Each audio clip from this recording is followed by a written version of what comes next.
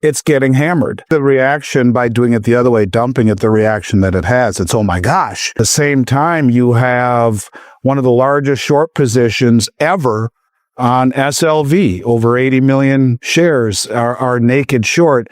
To affect this, there's a battle going on right now where this could end up being one of the biggest delivery months, one of the top 3 biggest delivery months ever. And at the same time, it's getting hammered. So the shares are being driven down, which affects the price. But yet we're seeing, as they drive the paper price down, massive deliveries in both gold and silver this month. Gold and silver are getting hammered again. But Andy Schectman says, don't be fooled. The collapse you're seeing isn't the end of the bull market. It's a test. In the last few days, gold broke below $4,000, silver slipped under $47, and headlines everywhere screamed safe haven panic. Yet behind the scenes, something entirely different is happening.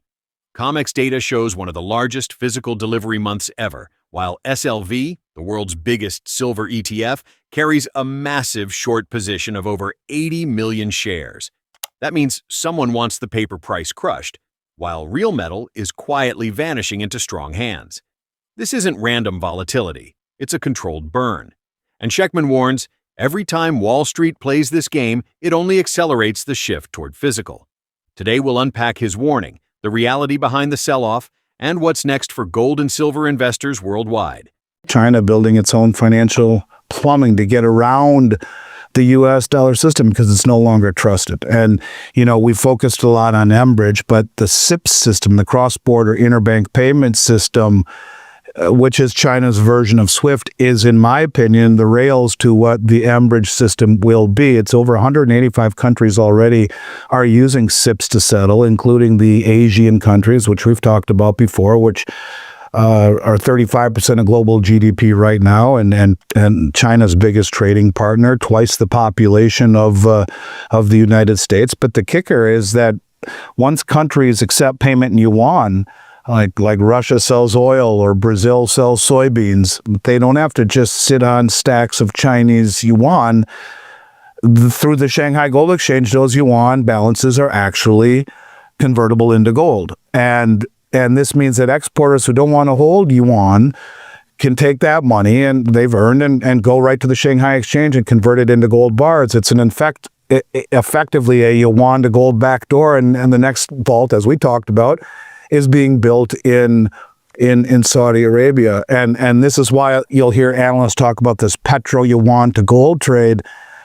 Instead of taking dollars for any commodity, the yuan is now convertible into gold. It's not backed by gold, but it is immediately convertible into gold. In essence, the system is finding an alternative to the dollar-based system, which since 1971 has only been backed by trust and confidence. And you can see that that's slipping on many levels. And so I do think that this is the underlying reality that isn't getting better, nor is our fiscal responsibility. We are at 123% debt to GDP. Most of my career, any country at 100% would be considered a banana republic. And in just 71 days, we at 100 billion a week. How long can that go on? I think, people need to think about this. And maybe this is why you're seeing big money start to move into gold. The central banks have been front running it. And now you see Bank of America, Jefferies, Morgan Stanley, JP Morgan. They're all saying they're reassessing their outlook on gold all the way up to 25%. And when you see Michael or the big bond trader, the bond king for BlackRock, Jeffrey Gundlach, say a 25% allocation to gold is not overweight. I mean, that's just unheard of to say that. Look, the deliveries off of COMEX to me, really more than anything, are telling you that the most sophisticated traders in the West feel the same way. And if they're going to knock the paper price down, well, they'll cover their shorts and they'll stand for delivery. And we're seeing that. It's an emotional thing to see price fall the way that it did, but it is really done in a very irrational way that isn't being reported, and they're dumping it in a matter specifically to affect that type of sentiment and that type of aggravation. Andy Schectman explains that what we're witnessing isn't a collapse, it's a transition of power in the global financial system. He points to China, which has quietly built an alternative payment infrastructure called CIPS, its version of the SWIFT network, now used by over 185 countries. This system connects directly to the Shanghai Gold Exchange, allowing any nation trading in Chinese yuan to immediately convert those yuan into physical gold. That's a game changer. It means countries like Russia, Brazil, and Saudi Arabia no longer have to hold US dollars to trade commodities. They can sell oil, gas, or food in yuan and then swap those balances directly for gold. This, Schectman says, is the quiet rise of a gold-backed trade system, not officially declared, but functionally real. And it's already reshaping how global settlement happens outside the Western banking grid. At the same time, the United States' fiscal reality has reached a breaking point. In just 71 days, Washington added $1 trillion in new debt, pushing total U.S. debt to $38 trillion, about 123% of GDP. Interest payments on that debt have now become the largest item in the federal budget, surpassing even defense spending. And none of this accounts for tens of trillions in unfunded liabilities like Social Security and Medicare.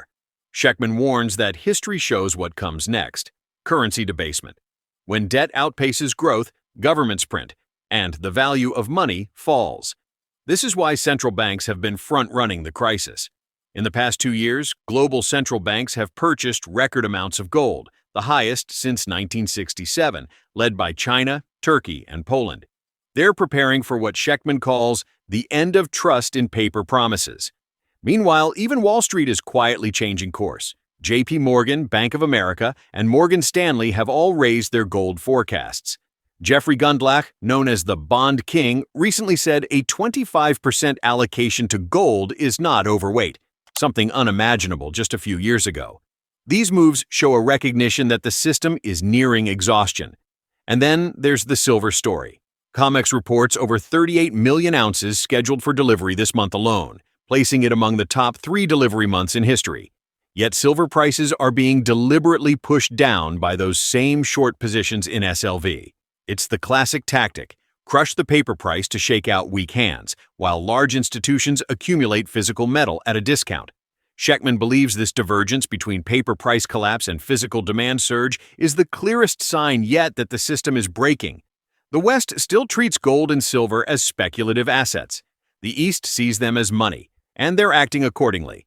As the U.S. piles on debt and devalues its currency, China and its partners are quietly building the foundation for a gold-linked world. In his words, the game hasn't changed. It's just being exposed. Well, you can see the reaction by doing it the other way, dumping it, the reaction that it has. It's, oh my gosh. And to your point of fiscal irresponsibility, the U.S. government added $1 trillion to the debt in 71 days last month. 71 days from 37 to 38 trillion just recently. And the interest cost on the debt is mounting at a level where, it's now the largest budget item. And none of this includes the unfunded future liabilities, which are so large and disgusting that I don't know how you pay them off without devaluing the currency. Ultimately, that is how it has to be done, as far as I am concerned. But yeah, this is a deal where the shipments out of both the COMEX in New York, or the shipments into COMEX in New York or out of, some of it stayed in there, will be roughly 38 million ounces this month of silver, and that will put it on pace to be one of the biggest delivery months ever. This is a deal where at the same time you have one of the largest short positions ever on SLV. Over 80 million shares are naked short to affect this. There's a battle going on right now where this could end up being one of the biggest delivery months, one of the top 3 biggest delivery months ever. And at the same time, it's getting hammered. And SLV has an 84 million ounce short position or share, 84 million shares. I guess I don't know if that's ounces or shares. For the last, it's 83.86 million, represents 15% of all outstanding shares. So I guess it's shares. So the shares are being driven down, which affects the price. But yet we're seeing, as they drive the paper price down, massive deliveries in both gold and silver this month. It's a very interesting, hard to decipher market. But when you see these kinds of movements where the paper price gets driven down and there's tremendous physical buying, it should be eye-opening. And at the same time, when you look at, them shorting SLV, it's much more difficult to point fingers at who's doing it when it's not done directly through the COMEX. And you should never be able to grotesquely short, as Ed Steer says, a proxy like SLV, but it certainly has its impact on the price. And again, think about this. We added $1 trillion in 71 days. That's just unheard of, and it's unsustainable. And our debt is rapidly approaching 130% debt to GDP, where other than Japan, no one's ever come back from that. And, the difference with Japan is that, they're not the world reserve currency. They have a budget surplus, and their debt not only is contained with yield curve control, it's mostly owned by the hedge funds, the government, and the people. And so they can get away with it. We can't. And if you're holding treasuries and you see the fiscal irresponsibility mounting, at some point, this debt does become a problem. And the people who point to it not being a problem, I think, are missing the... Andy Schectman's message is clear. This pullback doesn't change anything. It proves everything. When prices crash while physical metal vanishes from inventories, it means confidence is shifting away from paper promises toward tangible wealth.